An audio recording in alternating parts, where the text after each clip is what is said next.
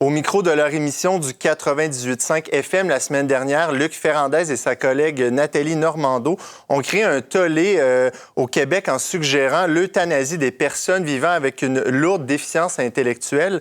Laurence, tu as vu une bonne occasion pour discuter en profondeur de cet enjeu. Pourquoi est-ce que les propos de Ferrandez, selon toi, indignent autant? C'est vraiment intéressant de voir, en fait, James, la réaction là, des médias ou des groupes particuliers. Là, autant les médias qu'on pourrait qualifier plus à droite, autant les médias plus à gauche se sont indignés des propos de Ferrandez. Alors, pourquoi est-ce que ça indigne? C'est pas toujours le cas de voir quand même une cause qui rallie autant large. Là. Non, c'est assez impressionnant là, de voir le consensus au Québec qui s'est fait là, par rapport aux propos de Ferrandez. Peu de personnes l'ont défendu, en fait, personne à ma connaissance. Puis alors que souvent, il y a un certain consensus sur l'aide médicale à mourir quand même. C'est ça. Peut-être que ça indigne autant à cause de la façon dont Ferrandez, notamment, a amené ses propos. Il faut replacer en contexte. Là, il commentait une histoire très triste, là, tragique, d'une jeune femme, Florence, non fictif. Que la presse a rapporté aussi la même journée. Exactement, là, qui a été...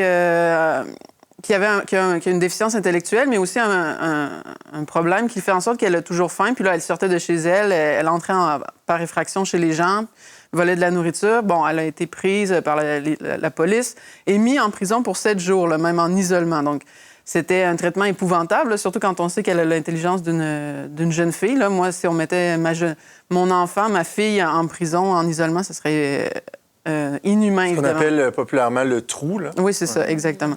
Donc, il a réagi à ces propos-là. Puis, ce qui est choquant dans son entrevue, c'est que plutôt que de proposer des solutions, c'est comme s'il tombe dans une espèce de défaitisme en disant, ben, tu sais, finalement, il n'y a personne qui est capable de s'occuper de ces gens-là. Il n'y a personne qui est capable de ramasser... Il parle même de ramasser les excréments, les selles ou des choses comme ça. Il n'y a personne qui a envie de faire ça. Les gens s'épuisent. Et là, il amène tranquillement une idée, mais c'est ça qui est sournois avec des euphémismes. Il dit il faudrait les libérer. Il dit je veux pas dire mourir, mais finalement, c'est ça qu'il veut dire, parce qu'il nous parle d'un médicament qui, sur le long terme, causerait la mort de la dite personne avec une déficience intellectuelle. Ça existe, ce médicament-là, ou lui imaginait? Il fait comme une espèce de tempête d'idées, là, on pourrait dire. Là. Il imagine des idées. Il dit notamment, on pourrait appeler ça autrement que l'aide médicale à mourir, là, ce qui est révélateur, moins choquant. Pour que ça soit moins choquant. Ce qui est révélateur, encore une fois, de la façon dont des fois notre société réfléchit, là, parce que aide médicale à mourir, moi je me tannerai jamais de le répéter, c'est un oxymore. Là. C'est déjà une expression problématique au sens où la médecine, son objectif, c'est de soigner, guérir les personnes quand c'est pas possible d'atténuer les douleurs. Donc une aide pour mourir, ça ne peut pas être médical. Le médecin, par définition, selon le serment d'Hippocrate, n'est pas censé tuer son patient. Bon. Fait que déjà, aide médicale à mourir, c'est un oxymore. C'est comme s'il nous propose un terme encore plus ambigu. On pourrait trouver peut-être une façon de leur donner la mort qui serait plus douce, entre guillemets. Mais il insiste beaucoup sur la libération des souffrances. La libération des souffrances. Dessous, on n'a pas le choix de lire fin de la vie de cette personne. Mais les souffrances des gens qui sont autour aussi, finalement, puisque personne ne veut s'occuper de ces gens-là, selon lui. Ce qui est intéressant quand on creuse dans l'histoire de Ferrandez, parce que c'est surtout Ferrandez, là, il y avait Nathalie Normando qui était présente à l'émission aussi, mais quand on creuse son historique des propos par rapport à l'aide médicale à mourir, on trouve un article en 2019 qui a été publié par rapport à une prise publique où il avait parlé de, justement, est-ce que être un fardeau ou se considérer comme un fardeau ne devrait pas être un critère pour demander l'euthanasie. C'est-à-dire que si moi, finalement, je suis rendue très malade, ça, et je me sens comme un fardeau, ça serait pas suffisant, pose-t-il comme question, pour demander l'aide médicale à mourir. C'est vrai que c'est très fréquent dans le discours. Ça, les personnes vieillissantes qui disent « moi, je refuse d'être un fardeau pour ma famille ». Ouais. Donc, on voit un peu la logique derrière, je pense, de Ferrandez à travers tout ça. Là. Puis c'est ça, ça a choqué beaucoup. Là, et heureusement, les gens ont parlé d'eugénisme, ont parlé de déshumaniser des gens. Là, c'est carrément ça qui est fait ici. Il y a une lettre ouverte, d'ailleurs, qui a été diffusée hier sur les réseaux sociaux par la Fédération québécoise de l'autisme qui dit, dans le fond, c'est une dérive qui a lieu sur nos ondes. Là, la vie humaine n'est pas une opinion dont on devrait discuter. Là. C'est ça qui a créé beaucoup l'onde de choc, d'ailleurs. Oui, c'est ça, exactement. Ce qui a choqué aussi, c'est cette réflexion que fait Ferrandez à un moment donné où il dit, bon, ça serait peut-être...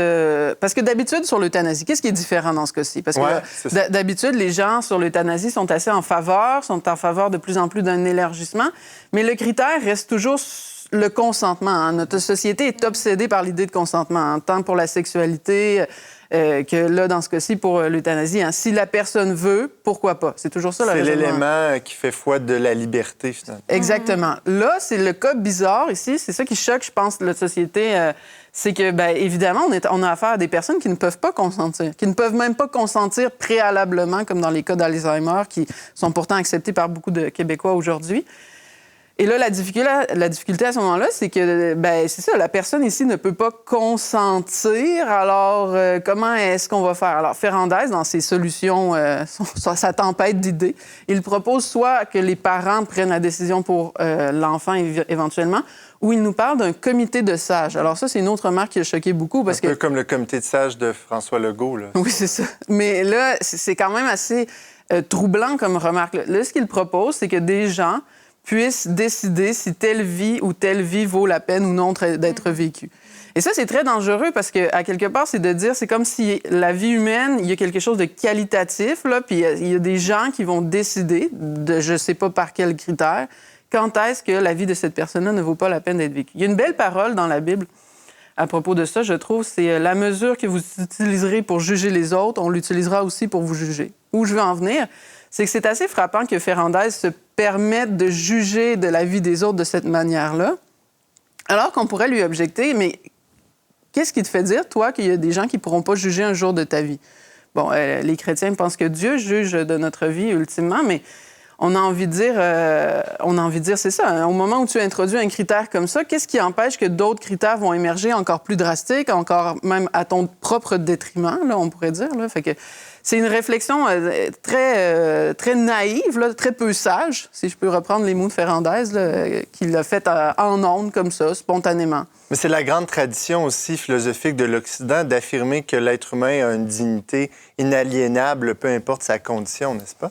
Oui, c'est ça, exactement. Bien, en fait, c'est assez intéressant, là, le débat qu'on a actuellement. Là. Bon, beaucoup de personnes parlent de dignité et tout ça, mais je pense que ça serait important que notre société se pose puis mette derrière le mot dignité des concepts plus clairs. Là. Qu'est-ce qu'on veut dire, justement, quand on dit que l'être humain est digne? Et digne, peu importe les conditions de sa vie, hein, que je sois pauvre, que je sois malade, que j'ai une déficience intellectuelle, que je sois dépendante des autres. Qu'est-ce qui me rend digne? Plus digne que, par exemple... mes condoléances à ma belle-mère qui son chat est en train de décéder. Là. En fait, elle va le faire euthanasier. Puis, qu'est-ce qui fait en sorte que c'est moins choquant, là, si je tue un chat? Bon, c'est un petit peu choquant, là, les gens n'aiment pas ça, là, mais qu'est-ce qui fait en sorte qu'une fourmi, c'est quand même pas la même chose qu'un être humain, un papillon, un chien, un chat? Bon, il y a quelque chose dans l'être humain qui est radicalement différent des autres animaux. Puis ça, c'est la tradition de l'Occident, c'est ça qu'il le reconnaît, notre tradition le reconnaît. Qu'il y a quelque chose dans son intelligence qui le distingue des autres animaux. Dans sa capacité à aimer. Dans sa capacité à aimer. Puis dans la tradition, évidemment, chrétienne, on va dire, parce qu'on a affaire à quelqu'un qui est à l'image de Dieu, puis qui, à ce moment-là, demande notre vénération. Hein. Il y a un beau passage dans la Bible. Moi, ça m'a beaucoup touchée quand je travaillais avec les personnes qui avaient une déficience intellectuelle. Ce que vous avez fait au plus petit d'entre vous, c'est à moi que vous l'avez fait. Hein, il y a ce regard, là, finalement, vers le plus petit. Le plus vulnérable. Le plus vulnérable. On est capable de reconnaître, ici, là, il y a quelque chose, en fait, de divin. Même Héraclite disait ça, là, il y a du divin dans les êtres autour de nous, dans les êtres humains. Bon, Luc Ferrandez s'est un peu excusé. En tout cas, il a essayé de justifier. Ça n'a pas très bien passé non plus, ses justifications. Mais je pense que le bien qui en est sorti de cette controverse, c'est qu'au moins, on voit une réaffirmation dans la société pour la dignité de ces personnes-là. Laurence Godin-Tremblay, collaboratrice au Verbe Média, merci beaucoup pour cette analyse.